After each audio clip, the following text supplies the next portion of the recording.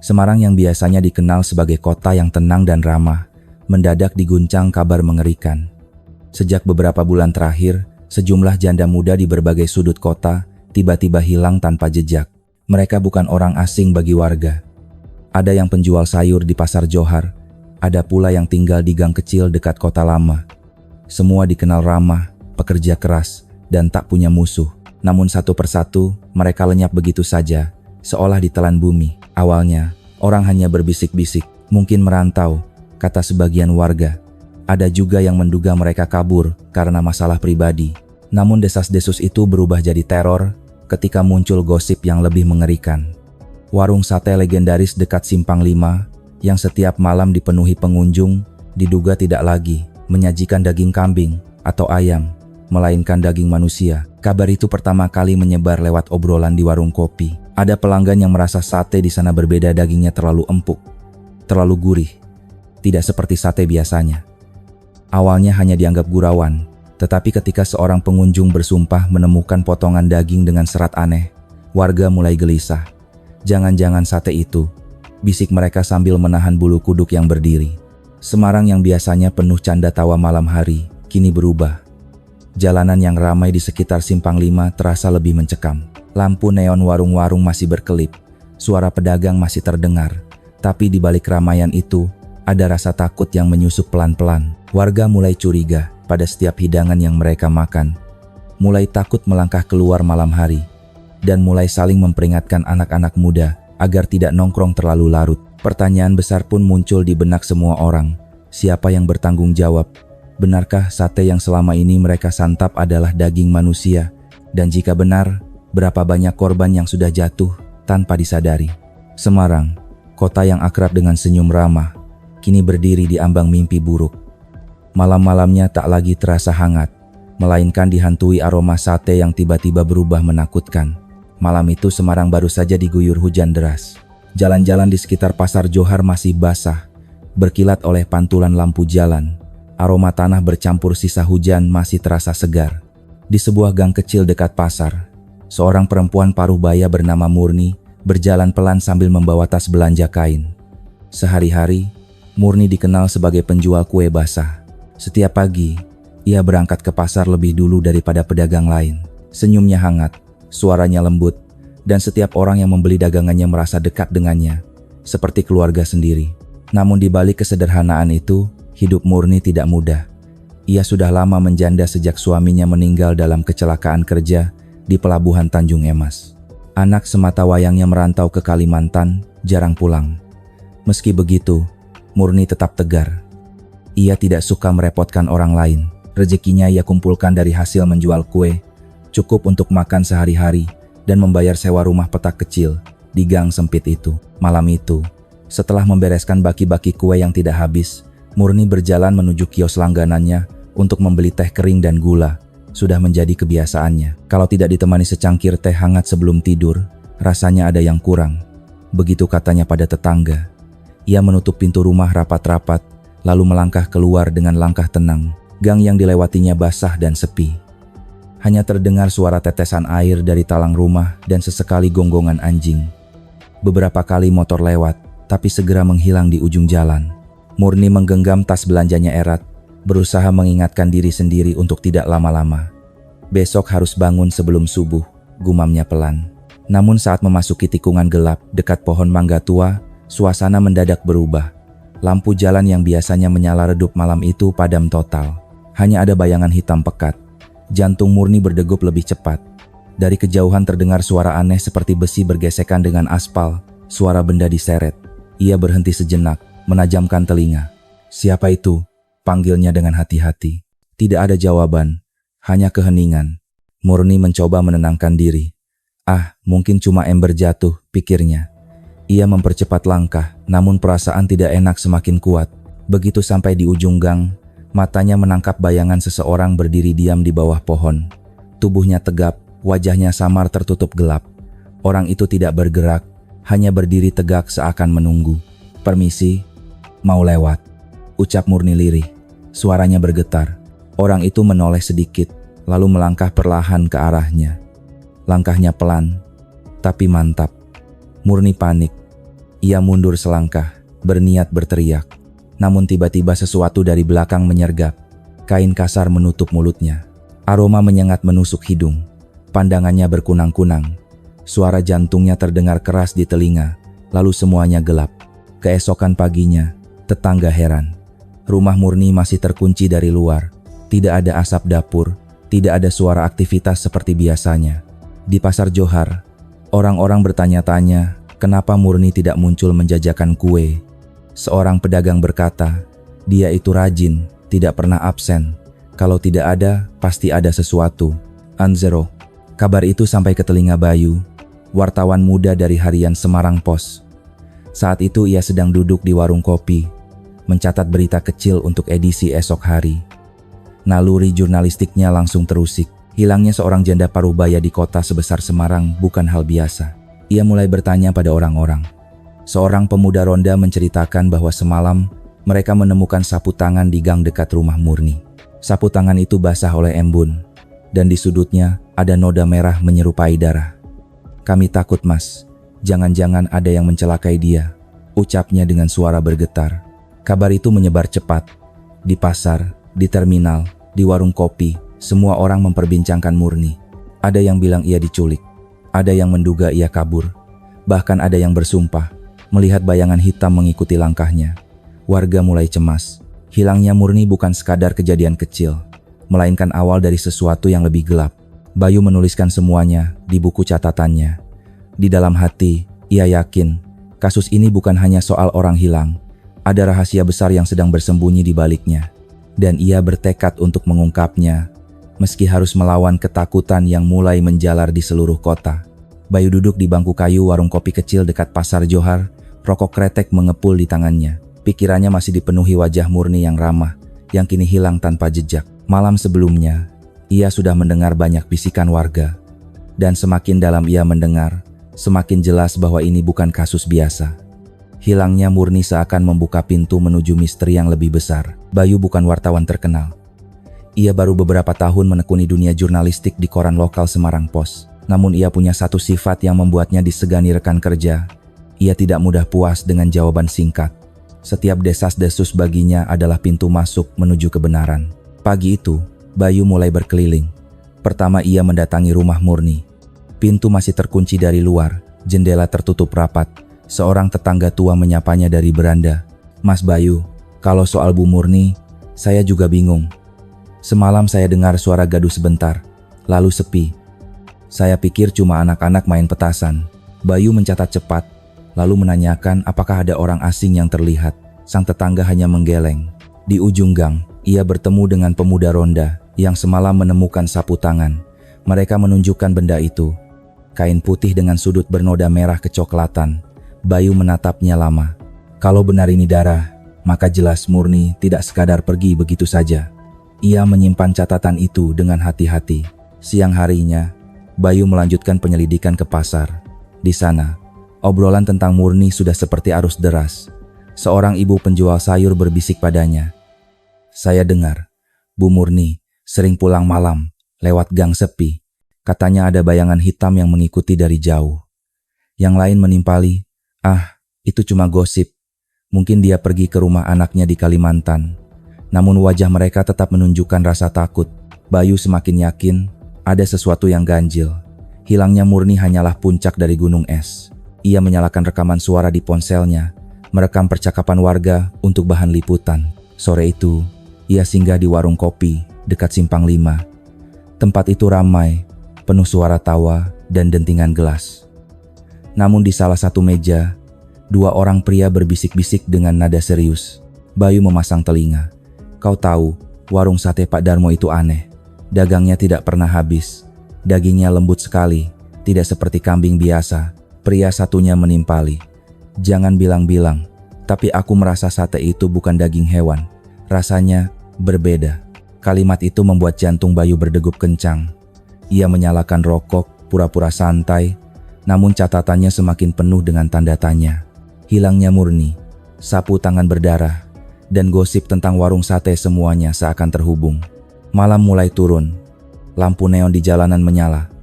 Bayu kembali berjalan ke gang dekat rumah Murni, mencoba merasakan suasana malam itu. Udara lembab, suara serangga berdengung, aroma sisa hujan masih menempel.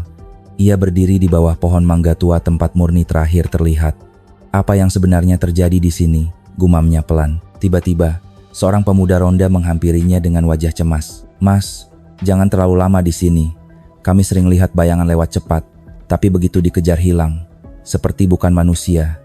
Bayu menatap pemuda itu, lalu mengangguk. Ia tahu, ketakutan warga semakin dalam. Di kontrakannya malam itu, Bayu membuka catatannya.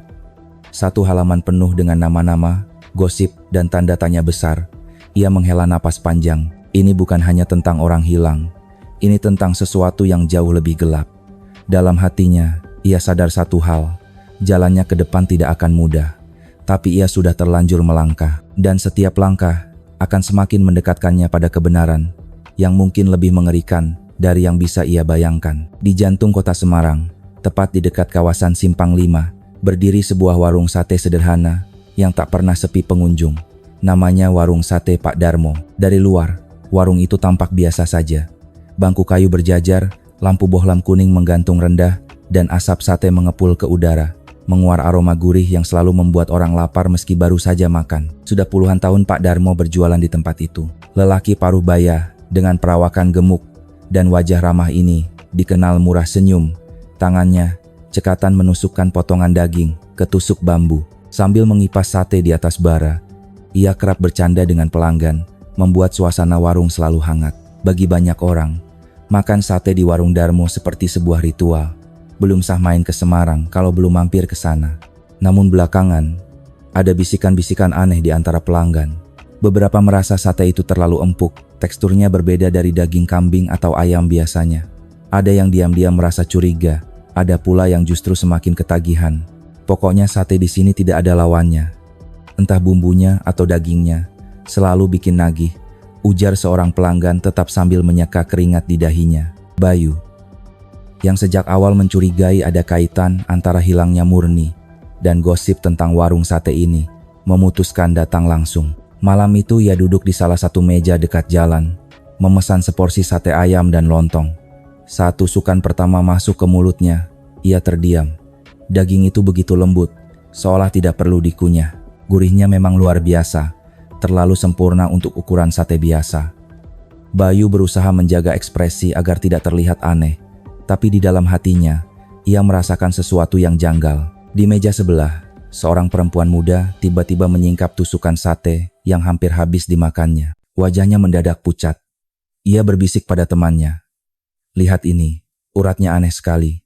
Ini bukan ayam kan? Temannya mencoba menenangkan. Ah, mungkin bagian yang beda saja. Sudah, habiskan. Namun perempuan itu menolak melanjutkan makannya. Ia meletakkan sate setengah porsi di atas meja, lalu buru-buru pergi dengan wajah masih ketakutan. Pak Darmo memperhatikan dari balik asap sate. Ia hanya menghela napas, pura-pura sibuk membolak-balik daging di atas arang. Tangan tuanya bergerak lebih cepat, seakan ingin menutupi kegelisahan. Senyumnya masih terpampang, tapi matanya menyimpan beban yang tidak dipahami pelanggan. Bayu mengamati dengan seksama. Semakin lama ia duduk di sana, semakin jelas bahwa ada rahasia besar yang disembunyikan di balik tumpukan tusuk sate dan bumbu kacang kental. Bisikan-bisikan di meja pelanggan lain menguatkan kecurigaannya. Coba pikir, dari mana dia bisa dapat stok daging sebanyak itu? Puluhan tahun berdagang, tidak pernah kekurangan barang.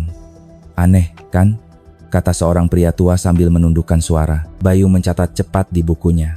Pertanyaan demi pertanyaan mulai memenuhi kepalanya. Dari mana sebenarnya Pak Darmo mendapatkan semua daging itu? Apakah ada hubungannya dengan janda-janda yang hilang? Dan jika benar, apakah Murni juga sudah menjadi bagian dari sate yang kini disantap warga setiap malam? Malam semakin larut, warung tetap ramai.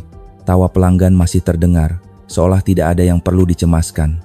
Namun Bayu tahu, ada sesuatu yang gelap bersembunyi di balik aroma sate yang begitu menggoda itu. Ia menghembuskan asap rokok pelan, menatap Pak Darmo yang sibuk di balik bara api. Dalam hati, ia berjanji, rahasia ini harus terbongkar, apapun risikonya. Suatu malam, warung sate Pak Darmo kembali dipenuhi pengunjung. Seperti biasa, antrian panjang terbentuk sejak selepas maghrib.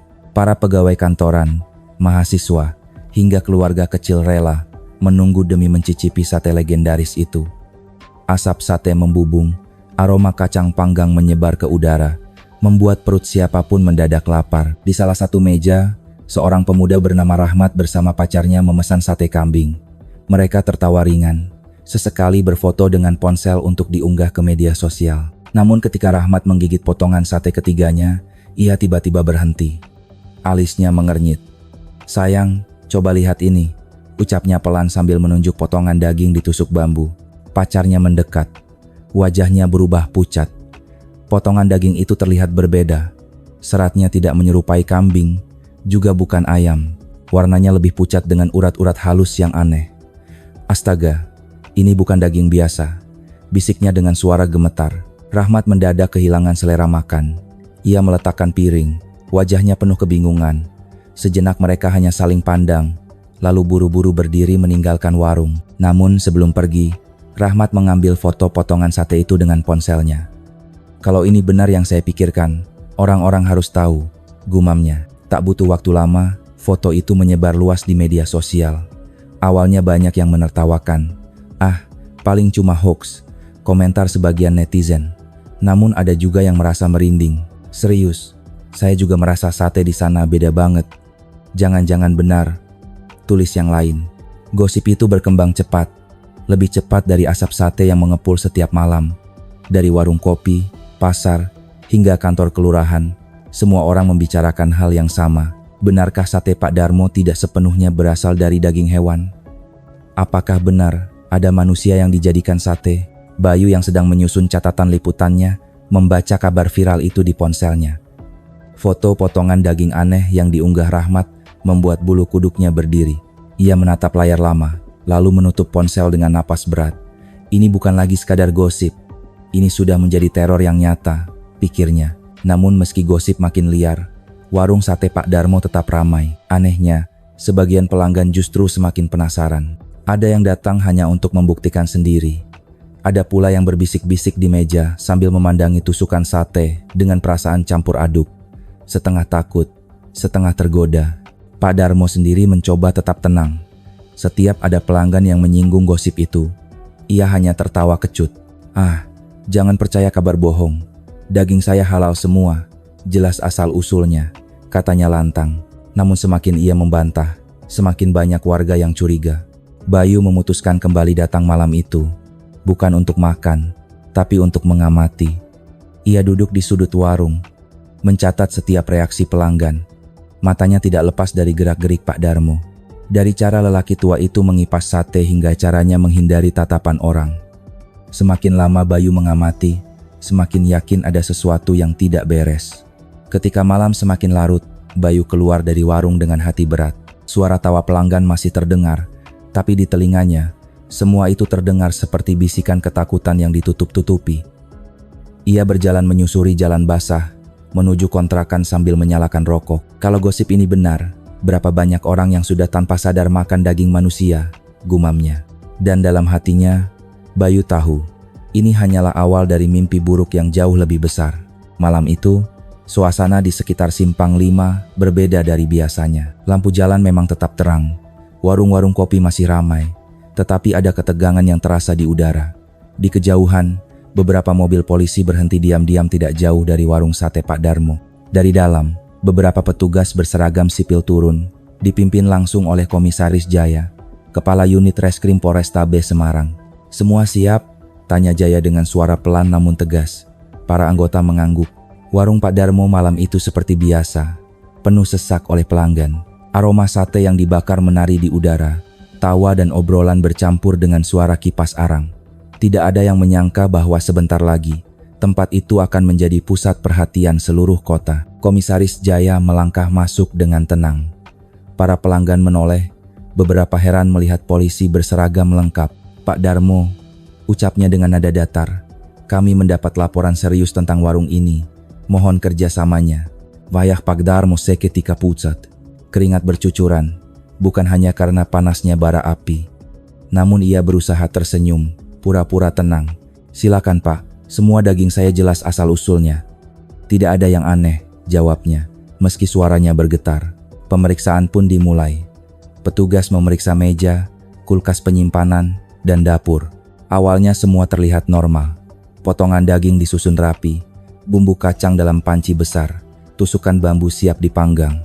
Beberapa pelanggan mulai berbisik, suasana menjadi hening.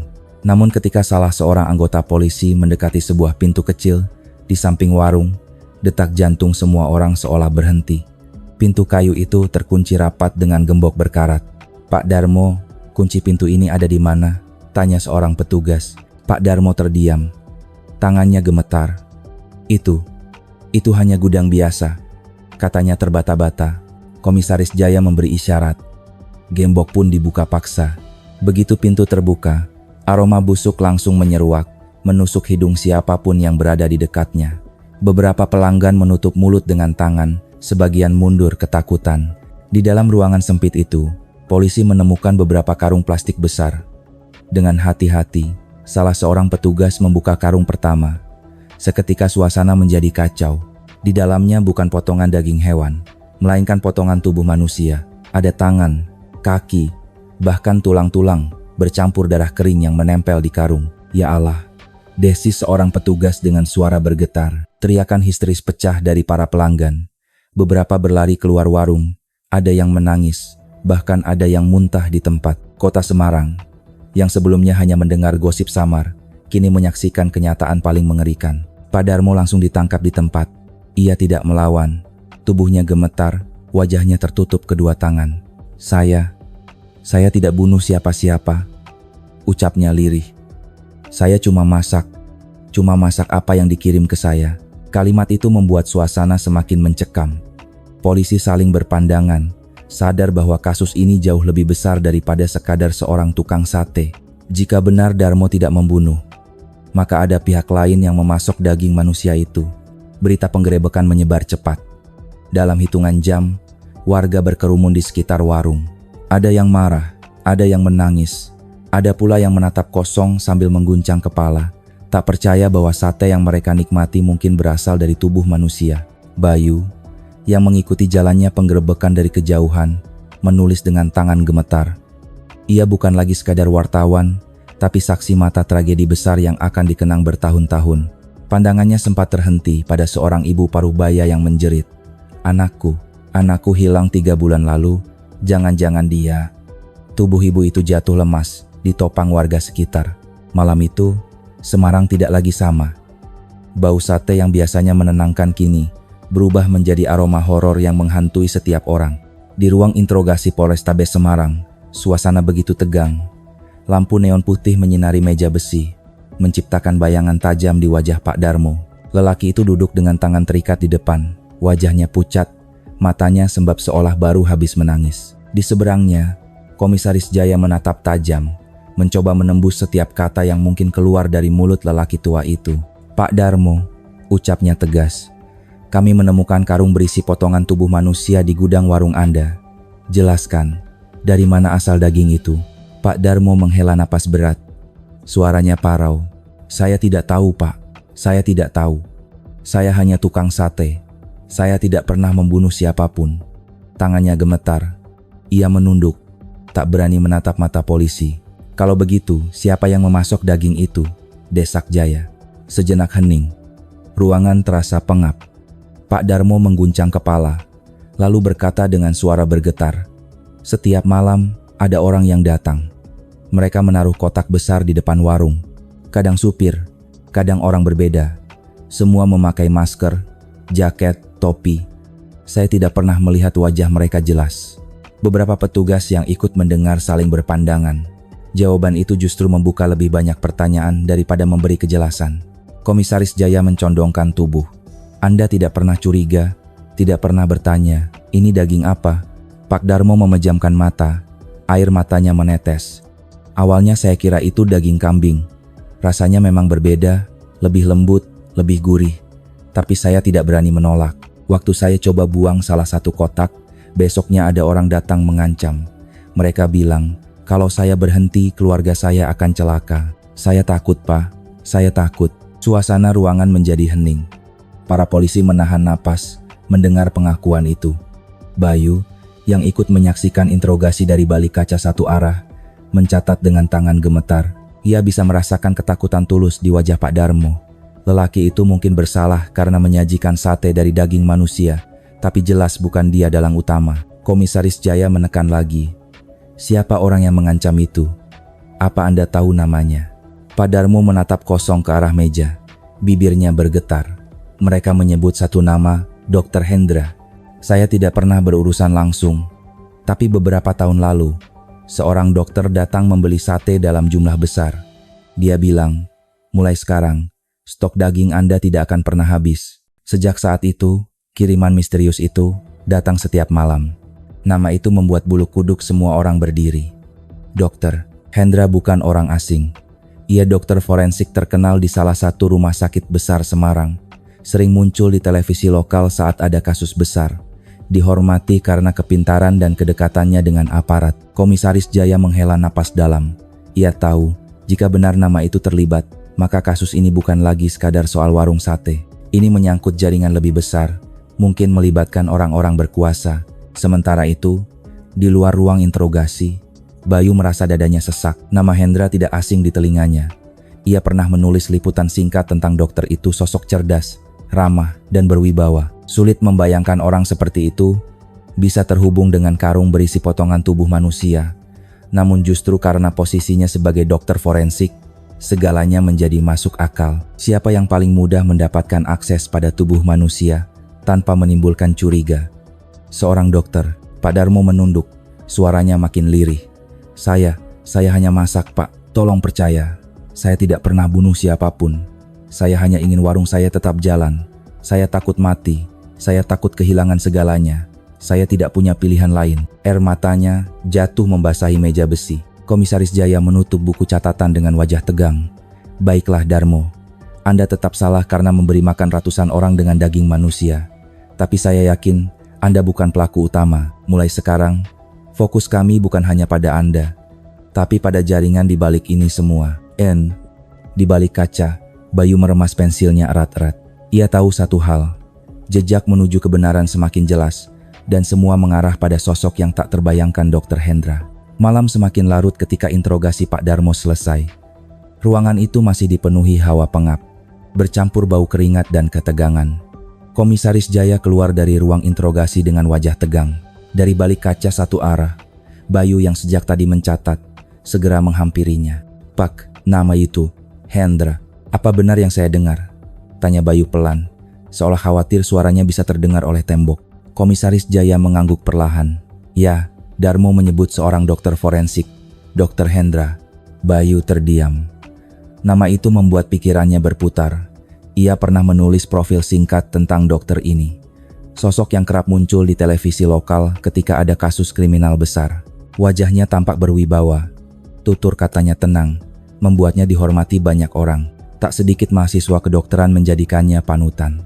Sulit membayangkan bahwa pria seperti itu bisa terlibat dalam hal sekeji ini. Tapi justru karena posisinya, semuanya terasa masuk akal. Siapa yang lebih mudah mengakses tubuh manusia tanpa menimbulkan kecurigaan selain seorang dokter forensik? Komisaris Jaya menyalakan rokok, wajahnya muram. Bayu, dengar baik-baik. Nama ini berbahaya. Hendra bukan orang sembarangan. Dia punya koneksi dengan pejabat, pengusaha, bahkan aparat sendiri. Kita tidak bisa sembarangan menuduh tanpa bukti kuat. Bayu mengangguk, meski hatinya gelisah. Ia tahu kebenaran ada di ujung hidung, tapi sekaligus jauh dari jangkauannya. Keesokan harinya, kabar penggerebekan warung sate Pak Darmo menghiasi halaman depan semua koran lokal. Foto warung yang digaris polisi terpampang jelas dengan judul besar, Sate Manusia Gegerkan Semarang. Namun tidak ada satupun media yang menyebut nama Dr. Hendra. Hanya polisi dan Bayu yang tahu informasi itu. Bayu duduk di kontrakannya, menatap tajam layar laptop. Ia menuliskan catatan. Hendra, dokter forensik, Rumah Sakit Besar Semarang. Sosok dihormati, bisa jadi dalang di balik distribusi daging. Tangannya gemetar saat menulis. Malam itu, ia memutuskan mendatangi rumah sakit tempat Hendra bekerja. Dari luar, bangunan itu tampak megah. Dinding putih dengan kaca tinggi memantulkan lampu kota. Di mata banyak orang, rumah sakit adalah tempat harapan, tempat menyelamatkan nyawa. Tapi bagi Bayu, malam itu, bangunan itu menyimpan rahasia kelam. Ia berdiri sejenak di depan gerbang, menyalakan rokok sambil mengamati aktivitas. Perawat lalu lalang, pasien keluar masuk. Namun pikirannya tertuju pada satu nama, Hendra. Kalau benar dia dalangnya, berarti daging-daging itu tidak datang dari pasar gelap biasa. Ada jaringan yang lebih besar, lebih rapi, gumamnya. Bayu sadar, langkahnya semakin berbahaya, tapi ia tidak bisa berhenti. Hilangnya murni, karung berisi tubuh manusia di warung sate, hingga nama seorang dokter forensik yang muncul, semuanya bukan lagi sekadar berita. Ini adalah potongan puzzle dari tragedi yang jauh lebih besar. Di tempat lain malam itu, di sebuah ruang kantor rumah sakit yang sepi, seorang pria berjas putih duduk sendirian. Tangannya membuka arsip tebal, matanya tajam menatap catatan medis. Wajahnya tenang, senyumnya samar. Ia adalah Dr. Hendra. Dari balik jendela kantornya, ia menatap lampu kota Semarang yang berkelip. Orang-orang mulai mencium bau, gumamnya pelan. Tapi mereka tidak akan pernah siap dengan kebenaran. Ia menutup arsip, lalu mengambil telepon genggam. Jemarinya mengetik pesan singkat. Pastikan stok malam ini aman. Jangan ada kesalahan. Tak ada yang tahu, di balik wibawa dan senyum ramahnya, Dr. Hendra menyimpan rahasia yang bisa mengguncang seluruh kota. Siang itu, langit Semarang mendung. Bayu berdiri di depan rumah sakit terbesar di kota, tempat Dr. Hendra bekerja. Bangunan itu tampak anggun dengan dinding putih bersih dan kaca tinggi yang memantulkan cahaya suram dari langit. Dari luar, semua tampak normal, perawat sibuk, pasien hilir mudik, keluarga menunggu dengan wajah cemas. Tidak ada yang menyangka bahwa di balik bangunan penuh harapan itu, tersimpan rahasia mengerikan. Bayu masuk dengan menyamar sebagai jurnalis kesehatan.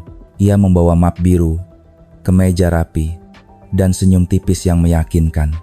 Saya ingin menulis artikel tentang pelayanan publik rumah sakit, katanya pada petugas administrasi. Perempuan di meja resepsionis hanya mengangguk ramah, lalu membiarkannya lewat.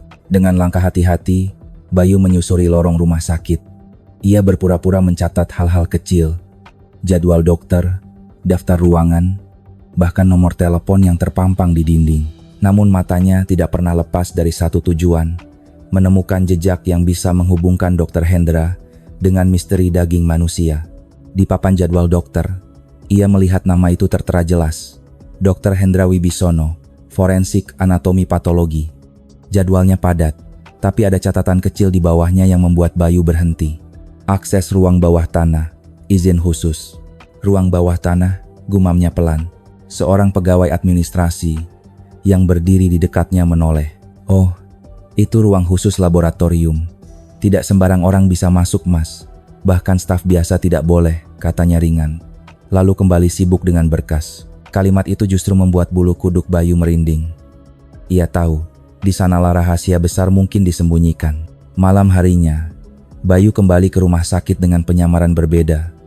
Kali ini ia hanya mengenakan jaket hitam dan topi, mencoba menyatu dengan keramaian pengunjung yang keluar masuk.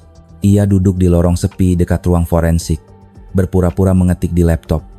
Padahal matanya fokus pada pintu besar berlabel restricted access. Tidak lama, pintu itu terbuka. Seorang pria berjas putih keluar dengan langkah tenang. Dr. Hendra.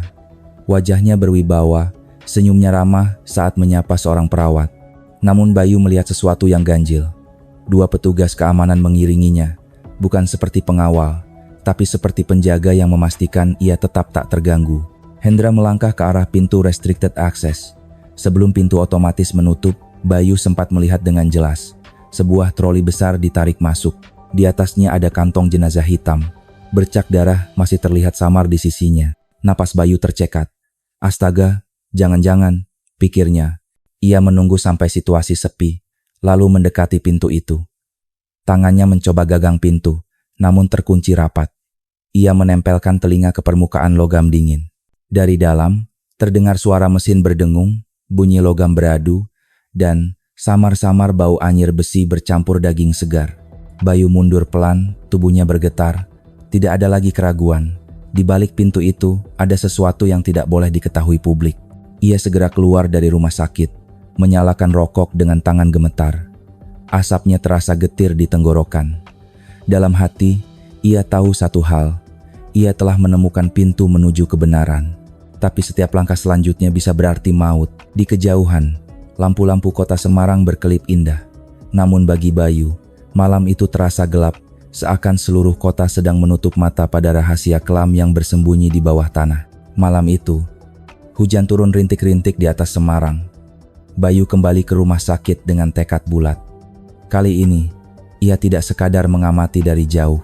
Ia membawa kamera kecil yang disembunyikan di dalam jaket, juga perekam suara mungil di saku celananya. Kalau aku tidak keluar hidup-hidup, setidaknya kebenaran bisa ikut keluar, gumamnya pada diri sendiri. Lorong rumah sakit lengang. Lampu neon berpendar pucat, langkah kaki perawat terdengar sayup-sayup.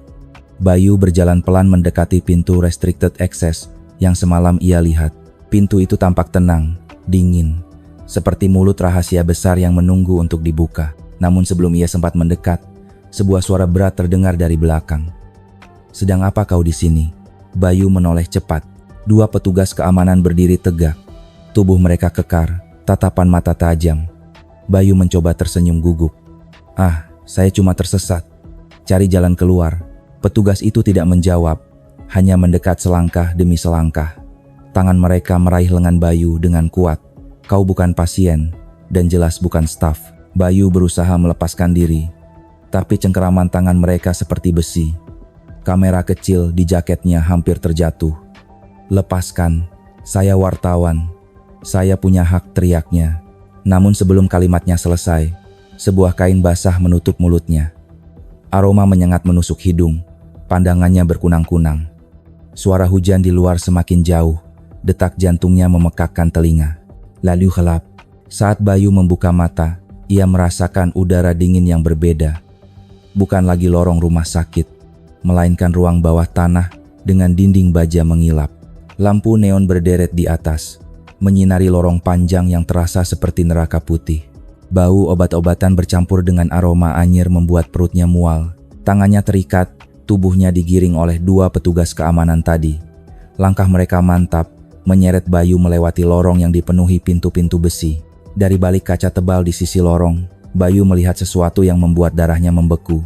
Tabung-tabung besar berisi cairan kehijauan, dan di dalamnya tubuh manusia. Beberapa utuh, seakan sedang tidur panjang. Beberapa lainnya hanya potongan tubuh dengan kabel menancap di kulit. Bayu terengah, matanya melebar. "Astaga, ini bukan rumah sakit, ini kuburan hidup," bisiknya. Petugas tak menggubris. Mereka terus menyeretnya ke ruangan besar di ujung lorong. Pintu baja terbuka otomatis dengan bunyi mendesis. Di dalamnya, Bayu melihat pemandangan yang lebih mengerikan.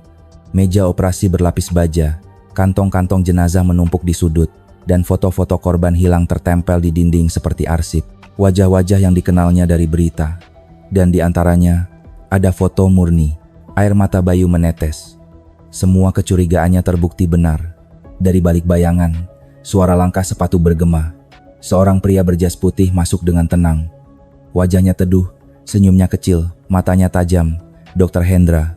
"Selamat datang Bayu," ucapnya tenang, seolah menyambut tamu kehormatan. "Akhirnya kau sampai juga ke ruanganku." Bayu menatapnya dengan marah. "Jadi benar, semua ini kau yang lakukan? Membunuh orang, menjadikan mereka sate?" Hendra tertawa kecil, tawanya dingin. "Membunuh? Tidak. Aku hanya memanfaatkan apa yang ada. Dunia membuang orang-orang yang dianggap sampah. Aku mengubahnya menjadi sesuatu yang lebih berguna. Bukankah itu lebih baik?" Bayu bergetar. Ia ingin membantah, tapi suaranya tercekat. Kamera kecil di jaketnya masih menyala, merekam setiap detik yang ia lihat. Hendra mendekat, menepuk bahu Bayu pelan. "Kau wartawan pintar. Sayang, kepintaranmu akan membuatmu berakhir di sini. Di ruangan ini, tidak ada kebenaran yang keluar ke atas." Bayu menatap balik dengan mata berapi. Kebenaran selalu menemukan jalannya. Untuk pertama kalinya, senyum Hendra memudar. Wajahnya berubah dingin. Ia memberi isyarat pada petugas. Bayu ditarik ke kursi besi.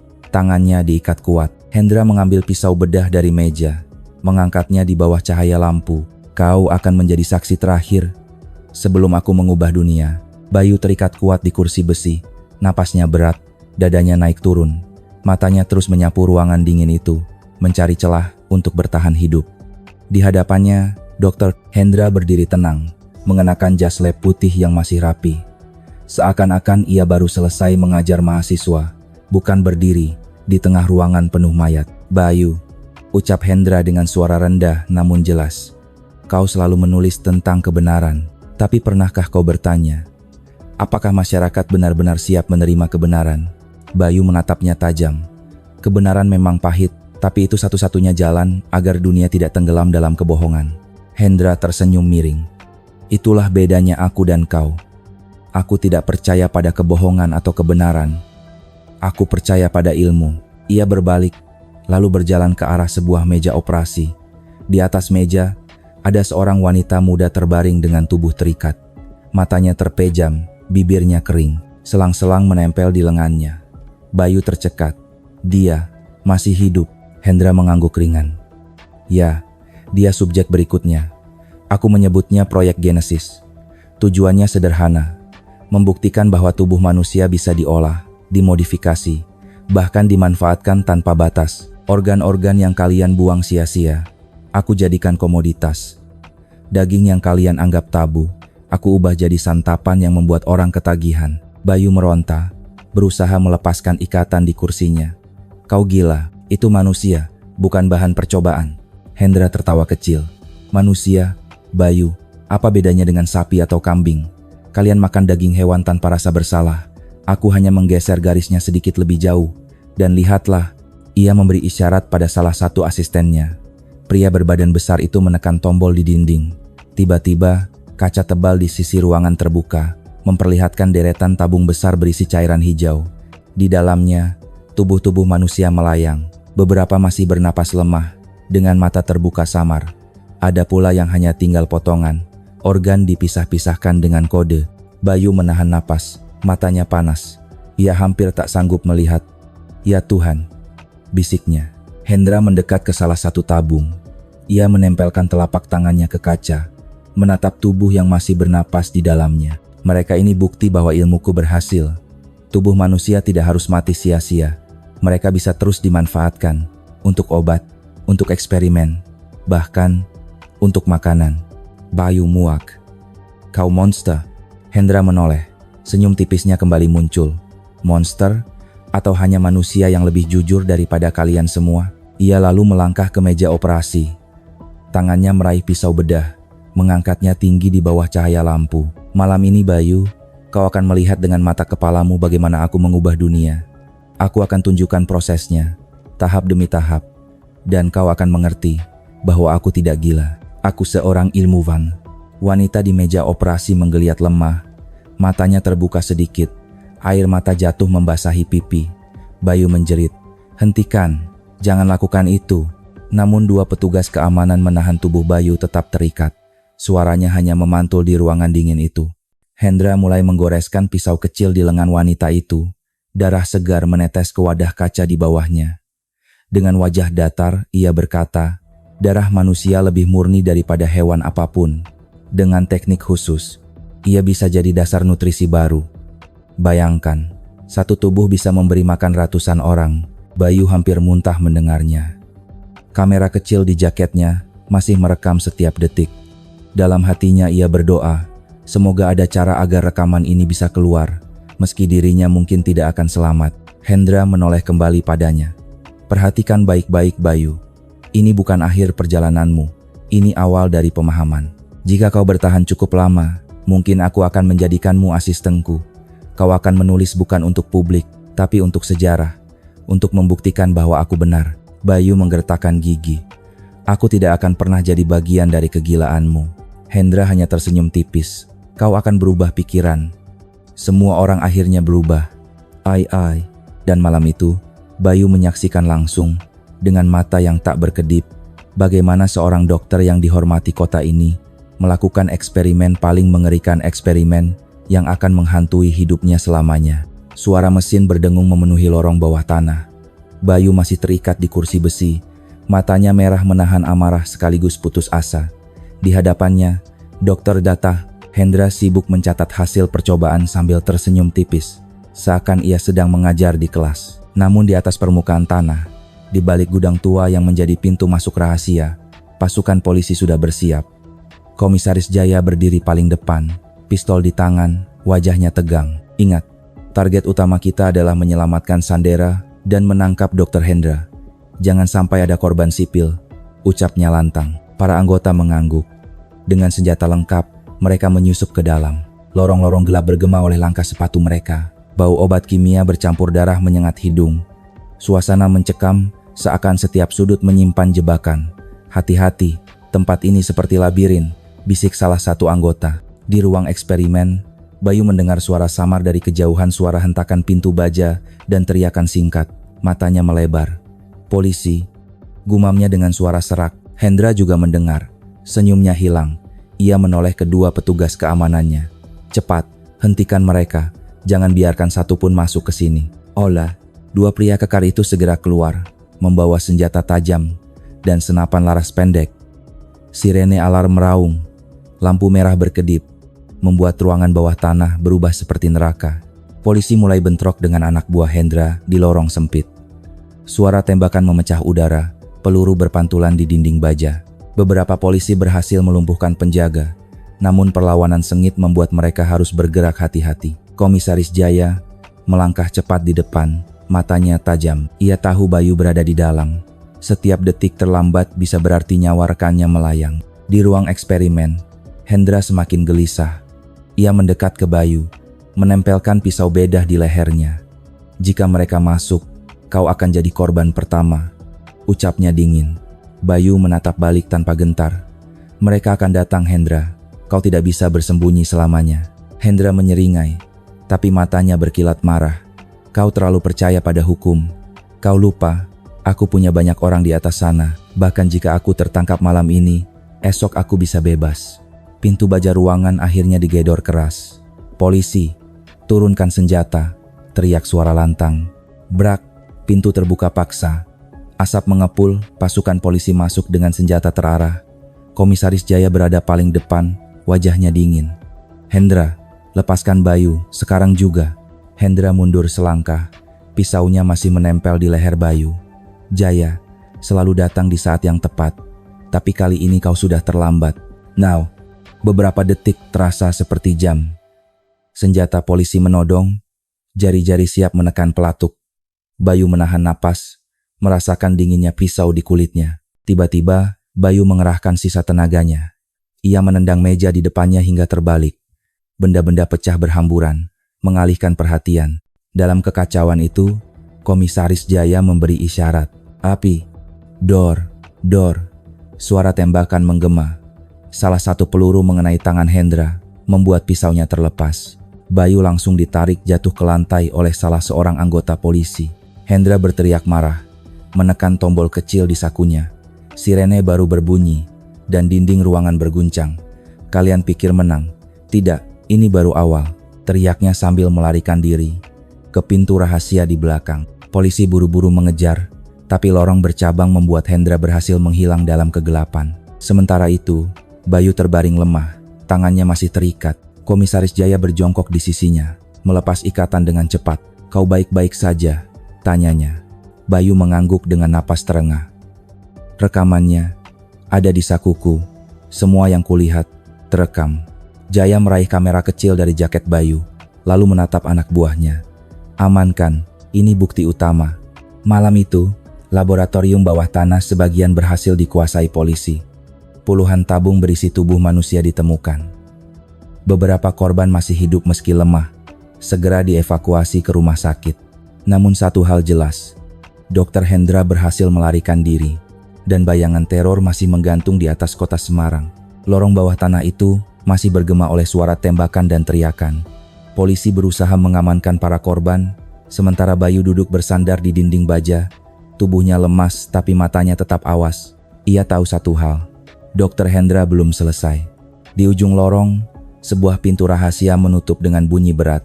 Hendra berhasil melarikan diri. Komisaris Jaya mengumpat pelan, memukul dinding dengan marah. Dia terlalu licin, katanya. Namun sebelum pintu benar-benar terkunci rapat, suara Hendra terdengar menggema melalui pengeras suara yang tersembunyi di dinding. Suaranya tenang, namun mengandung ancaman dingin yang menusuk tulang. Bagus sekali, kalian menemukan sebagian dari ruanganku, tapi kalian naif jika mengira ini sudah berakhir. Apa yang kalian lihat malam ini hanyalah permukaan. Laboratorium sesungguhnya ada jauh lebih dalam. dan kalian tidak akan pernah menemukannya. Polisi menoleh ke segala arah, mencari sumber suara, tapi hanya gema yang tersisa. Hendra melanjutkan, kalian boleh menutup satu pintu, tapi aku sudah membuka 10 pintu lainnya. Proyekku tidak akan berhenti, Semarang hanyalah awal. Kota-kota lain akan segera merasakan hasil pekerjaanku. Dan saat itu tiba, kalian akan sadar, aku tidak sekadar dokter, aku adalah masa depan. Ai, suara itu berhenti, digantikan bunyi dentuman kecil dari kejauhan. Getaran halus merambat melalui lantai, seakan menandakan ada jalur bawah tanah lain yang digunakan Hendra untuk kabur. Bayu menatap Komisaris Jaya dengan wajah pucat. Dia benar-benar sudah menyiapkan semuanya. Kita hanya menemukan sebagian kecil. Jaya menarik napas berat, matanya tajam. Ya, dan itu berarti kita akan menghadapi sesuatu yang lebih besar dari sekadar kasus kriminal. Ini jaringan. And to our kuta. Di atas permukaan, berita tentang penemuan laboratorium mengerikan itu langsung meledak di media nasional. Judul-judul sensasional memenuhi layar televisi. Warung sate, ternyata sajikan daging manusia. Laboratorium rahasia ditemukan di bawah kota Semarang. Dokter forensik terkenal diduga dalam eksperimen iblis. Namun di balik gegap gempita pemberitaan, rasa takut justru semakin menyebar. Warga mulai saling curiga. Tidak ada lagi yang berani makan sate di pinggir jalan. Pasar daging sepi, warung-warung gulung tikar. Bayu menulis artikelnya dengan tangan gemetar. Ia memasukkan detail tentang penemuan tabung berisi tubuh manusia, juga rekaman yang sempat ia ambil saat berada di ruang eksperimen. Namun ada bagian yang ia tahan. Ancaman Hendra. Dalam hatinya, ia ragu. Jika ancaman itu disiarkan, bisa jadi kepanikan kota berubah jadi kekacauan. Tapi jika ia diam, publik tidak akan tahu betapa besar bahaya yang sedang mengintai. Di malam yang sama, Bayu duduk sendirian di kontrakannya. Hujan deras mengguyur Semarang. Ia menyalakan rokok, menatap kosong ke arah jendela. Kata-kata Hendra terus bergema di kepalanya. Semarang hanyalah awal. Tiba-tiba, ponselnya bergetar. Sebuah pesan masuk dari nomor tak dikenal. Kau sudah melihat sebagian. Jika kau berani menyebarkan semua, orang-orang yang kau cintai akan hilang satu persatu. Pilih dengan bijak. Bayu. Tangan Bayu gemetar memegang ponsel. Ia menutup wajah dengan kedua tangan. Air mata jatuh, bukan karena takut untuk dirinya sendiri, tapi karena sadar bahwa ancaman itu nyata. Sementara itu, di sebuah lokasi gelap jauh di pinggiran kota, Dr. Hendra duduk di depan layar komputer besar. Di baliknya, beberapa tabung berisi tubuh manusia lain berjejer rapi. Senyumnya kembali muncul. Pertunjukan baru saja dimulai. Bisiknya, pagi di Semarang tampak biasa. Lalu lintas di sekitar Tugu Muda padat seperti biasanya. Orang-orang bergegas menuju kantor, suara klakson bersahutan. Namun di balik keseharian itu, ada badai yang sedang bergulung. Di ruang kerjanya yang penuh berkas, Komisaris Jaya duduk bersama Bayu. Keduanya sama-sama terlihat lelah, namun mata mereka menyala oleh tekad. Di atas meja, terdapat peta kota Semarang dengan banyak tanda merah. Itu adalah titik-titik hilangnya para korban. Kita sudah menemukan laboratorium rahasia di bawah tanah, kata Jaya sambil menunjuk peta, tapi itu hanya sebagian kecil. Aku yakin masih ada lokasi lain yang Hendra gunakan. Kita butuh bukti tambahan yang bisa benar-benar menjeratnya di pengadilan. Kalau tidak, dia akan selalu punya jalan untuk lolos. Bayu mengangguk. Ia menuliskan cepat di buku catatannya. Tapi Pak, Hendra masih bebas. Artinya setiap langkah kita bisa saja sudah dia awasi. Belum sempat Jaya menjawab. Ponsel Bayu berdering. Nomor tak dikenal. Bayu menelan ludah sebelum mengangkat. Suara di seberang membuat darahnya berdesir. Bayu, kau menulis dengan bagus. Dunia senang membaca hasil kerjamu. Tapi apakah kau tidak khawatir? Satu kata lagi yang salah, dan keluargamu akan jadi korban berikutnya. Bayu Tashekot, ia menulis suara itu. Dr. Hendra, apa yang kau inginkan dariku? Suara Bayu bergetar. Hendra tertawa kecil. Aku tidak ingin apa-apa. Aku hanya ingin kau mengerti.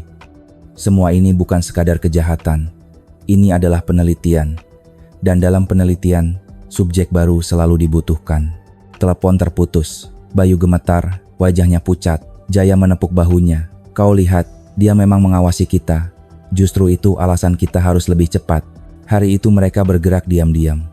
Bersama dua anak buah Jaya yang paling dipercaya, mereka menelusuri catatan lama milik Surya, tukang sate yang sudah ditahan. Dari buku lusuh itu, ditemukan kode angka yang ternyata merujuk pada gudang tua di daerah pelabuhan Tanjung Emas. Mungkin ini salah satu tempat penyimpanan daging sebelum dibawa ke warung, kata Jaya dengan wajah serius. Malam harinya, mereka berempat mendatangi gudang itu. Udara laut menusuk hidung, bau asin bercampur karat.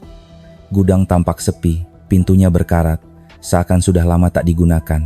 Namun begitu pintu didobrak, bau anyir menyengat langsung menyambut. Lampu senter menyorot ke dalam, memperlihatkan puluhan peti kayu berderet. Beberapa masih meneteskan cairan merah ke lantai. Bayu menahan napas, jantungnya berdegup keras. Dengan tangan gemetar, ia membuka salah satu peti. Di dalamnya, terbungkus plastik hitam. Terdapat potongan tubuh manusia. Jaya mengepalkan tangan, wajahnya keras. Ya Tuhan, ini lebih besar dari yang kita kira.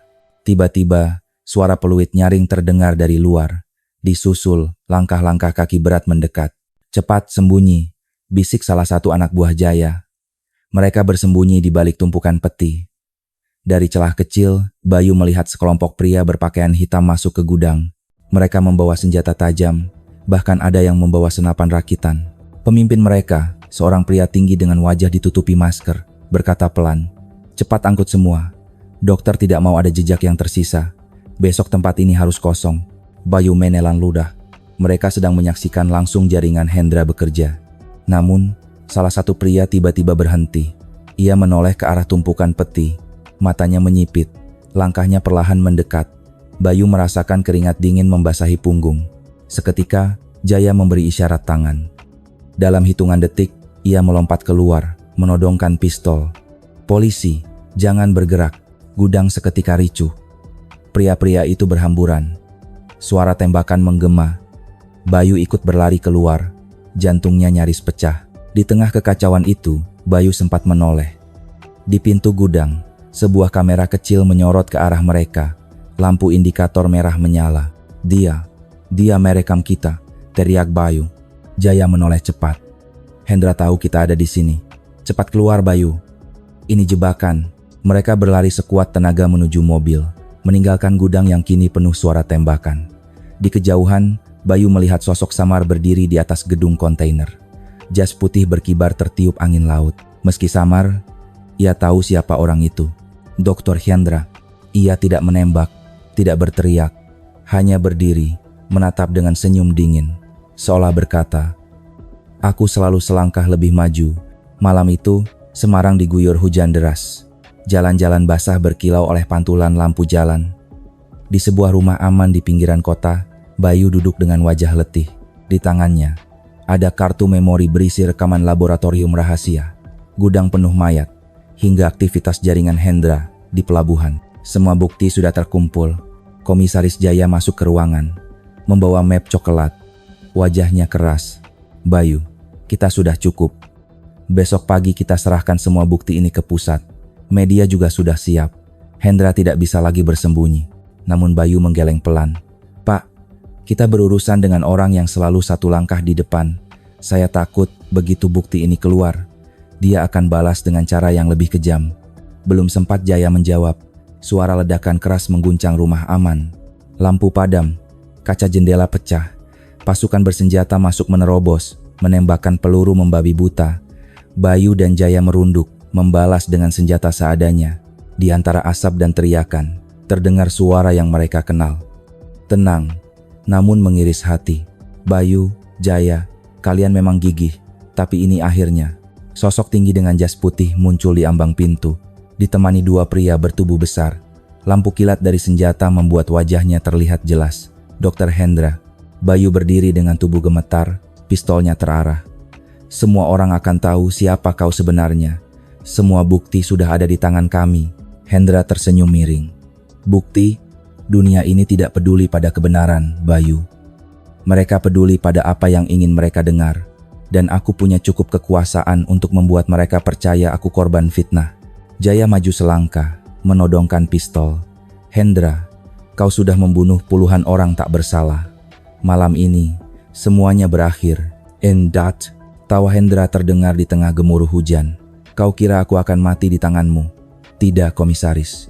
Aku punya panggung yang lebih besar menantiku. Pertarungan pecah. Peluru berdesing, kaca pecah, meja terbalik. Bayu hampir terkena tembakan, namun berhasil berlindung di balik dinding. Ia menyalakan kamera kecil di sakunya rekaman langsung. Bukti terakhir jika ia tidak selamat. Jaya bertarung sengit dengan anak buah Hendra. Suara dentuman membuat telinga berdengung. Bayu berlari ke arah pintu belakang, mencoba keluar membawa kartu memori. Tapi langkahnya terhenti ketika Hendra tiba-tiba muncul menghadangnya. Mata mereka bertemu.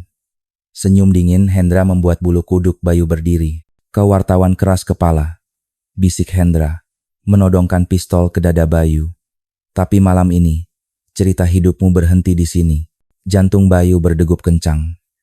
Ia menatap lurus ke arah Hendra, lalu berkata dengan suara serak, sekalipun aku mati, kebenaran tetap hidup. And Hendra menarik pelatuk. Dor. Peluru menembus bahu Bayu, membuatnya terjatuh. Namun di saat yang sama, Jaya berhasil menembak salah satu alat di dinding. Ledakan kecil terjadi, memicu kebakaran di rumah aman itu. Api menjalar cepat, menyelimuti ruangan dengan asap tebal. Dalam kekacauan itu, Hendra mundur perlahan menuju pintu samping. Sebelum menghilang ke dalam hujan malam, ia menoleh sebentar. Senyumnya masih sama. Ingatlah, ini baru awal. Kau akan terus mendengar namaku, bahkan saat aku tak terlihat. Lalu ia lenyap dalam gelap, meninggalkan bau mesiu dan janji teror. Polisi tambahan datang terlambat. Api berhasil dipadamkan, namun Hendra sudah hilang. Bayu dibawa ke rumah sakit dengan tubuh penuh luka. Komisaris Jaya berdiri di antara reruntuhan rumah aman, wajahnya muram. Media keesokan harinya memberitakan semuanya. Foto-foto laboratorium, rekaman pengakuan Surya, bahkan gudang penuh mayat di pelabuhan. Nama dokter Hendra resmi menjadi buronan nomor 1. Namun di hati Bayu dan Jaya tidak ada rasa lega. Sebab mereka tahu Hendra bukan sekadar penjahat biasa. Ia adalah bayangan yang selalu bergerak di depan, tak mudah dijangkau. Dan meski kebenaran sudah keluar, satu pertanyaan masih menggantung di udara Semarang. Sampai kapan mereka bisa bertahan sebelum Hendra kembali dengan mimpi buruk yang lebih besar?